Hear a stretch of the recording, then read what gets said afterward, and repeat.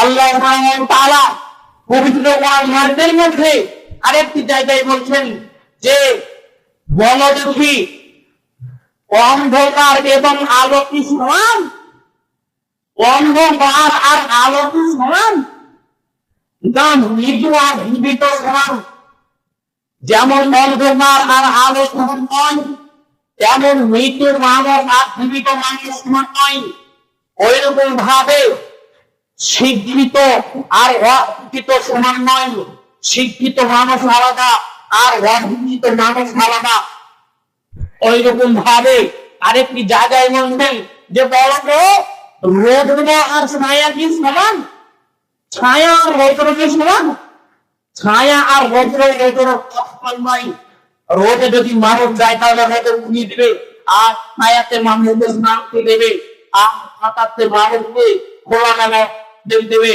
এরকম যখন এরকম সমান নয়, ছায়া সমান নয়, রৌদ্রের সমান নয়, এবং রোদের তাপ সমান নয়।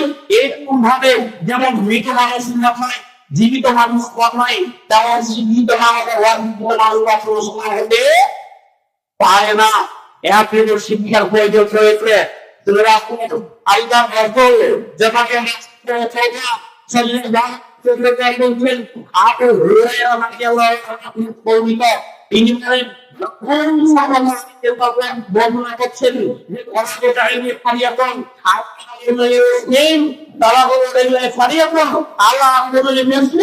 প্রত্যেকটা মুসলিম নারী প্রত্যেকের জন্য শিক্ষা করা খরচ, প্রত্যেকের জন্য উঠানের জন্য নারীর জন্য শিক্ষা করা খরচ।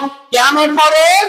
এই জন্যই খরচ যখন আমি আকাশে ভোট করে পেলে মুরব্বী সাহেব আগাম যখন দেন তখন আগামে ভোট করেন শিক্ষার শিখতে হবে। কেন একবারে ভোট দিতে হবে? শুনে রাখবো, আল্লাহ আল্লাহ রাসূল জানাতে মুহাম্মদ রাসূলুল্লাহ করতেছি মানুষের জন্য তাহলে আমি অবস্থায় আসছি, আমার বয়স থেকে তারপর বলে শিক্ষা আমি করবো না, এই কথা নয়। বয়স হয়েছে, আপনি বয়স ধরে দেবেন, লাঠি ধরে হাঁটছেন, তো আপনার শিক্ষার কি রয়েছে? আপনাকে শিখতে হবে, শিক্ষা করার জন্য বলতে হবে।